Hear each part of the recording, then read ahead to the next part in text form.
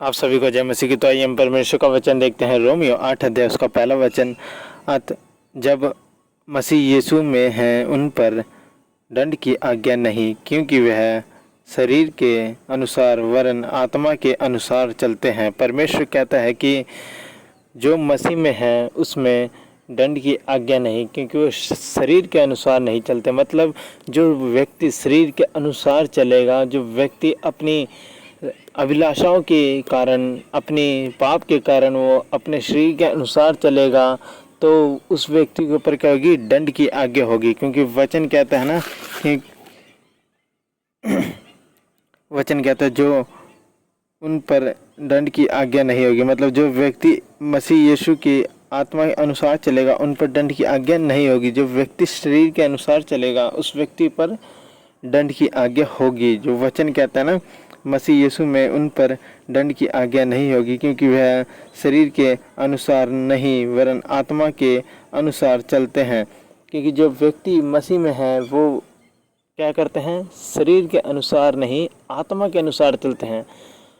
पर आजकल के कई मसीही लोग ऐसे हैं जो अपने शरीर के अनुसार चलते हैं, जो मसीह में भी हैं और पाप भी करते हैं, जो मसीह में भी हैं और नशे भी करते हैं।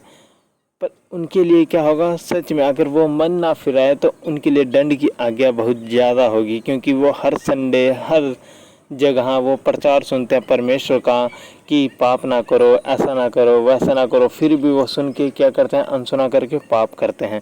तो परमेश्वर का वचन कहता है जो आत्मा के अनुसार चलते हैं उन पर दंड की आज्ञा नहीं होगी।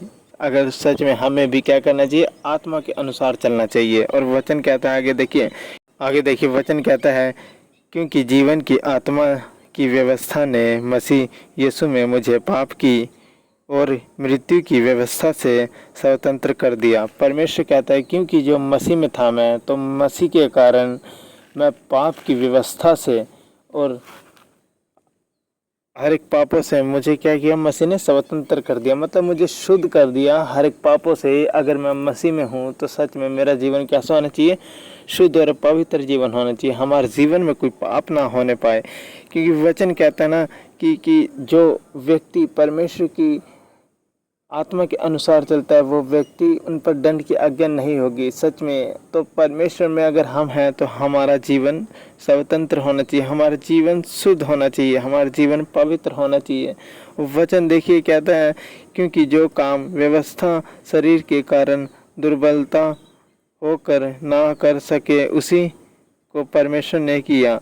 परमेश्वर का वचन कहता है कि जो काम व्यवस्था शरीर के कारण दुर्बलता होकर ना कर पाए, क्योंकि जो काम हम ऐसे नहीं कर पाते अपने शरीर के अनुसार, वो काम हमारा परमेश्वर करता है।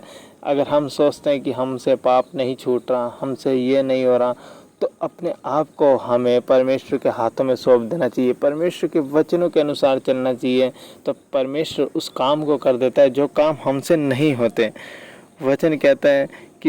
वचन कहता है अर्थात अपने ही पुत्र को पाप में शरीर की संतान में और पाप बलि होने के लिए भेजकर शरीर में पाप का दंड की आज्ञा दी। परमेश्वर कहता है कि प्रभु यहोवा परमेश्वर ने अपने ही पुत्र को एक मनुष्य के रूप में इस पृथ्वी पर भेजा कि वो पाप भरे शरीर में, मतलब एक शरीर, इंसान का पाप भरा शरीर होता है, पर परमेश्वर ने उनको एक पवित्र जन बनाकर भेजा।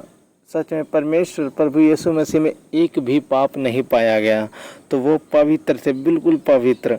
और परमेश्वर का वचन कहता है कि उनको दंड की आज्ञा दी, कि मतलब परमेश्वर सच में वो हमारे पापों को उठाने के लिए इस धरती पर आए। उन्होंने हमारे पापों को क्रूस पर उठा लिया परमेश्वर ने, ताकि हम उन पापों से आज़ाद हो जाएं। तो हमारा जीवन कैसा होना चाहिए? हमारा जीवन शरीर की अभिलाषाएं में नहीं परंतु परमेश्वर की आत्मा में हमें जीवन बिताना चाहिए। परमेश्वर की आत्मा से हमें अगुवाई करनी चाहिए कि परमेश्वर की आत्मा में अगुवाई करे, हम उस रीति से चलें।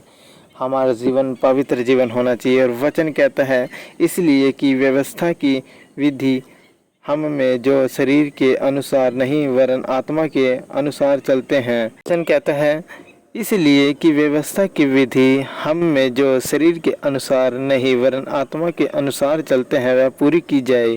परमेश्वर का वचन कहता है कि इसलिए जो विधि है जो परमेश्वर की आत्मा के अनुसार चलता है वरन शरीर के नहीं, जो आत्मा के अनुसार चलता है उसकी हर एक ज़रूरतें परमेश्वर कहता है पूरी करी जाएंगी।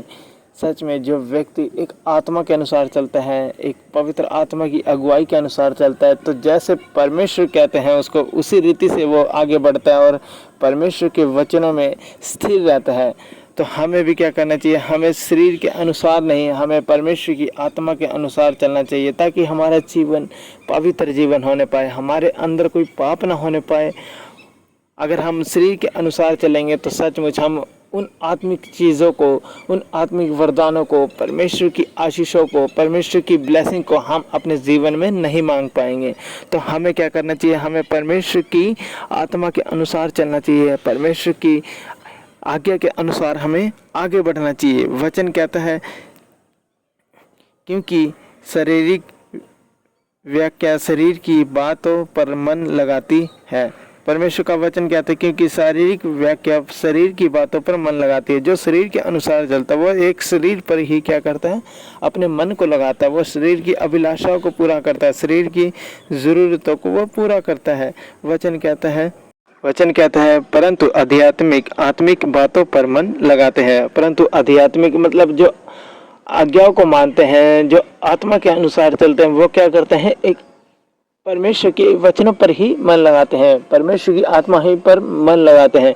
जिस तरह परमेश्वर का पवित्र आत्मा हमें क्या अगुवाई कर रहा है, क्या नहीं कर रहा है, परमेश्वर से अगुवाई लेके जो क्या करते हैं, आध्यात्मिक होते हैं, जो आज्ञा को मानते हैं, जो परमेश्वर के वचनों को अपने जीवन में पूरा करते हैं।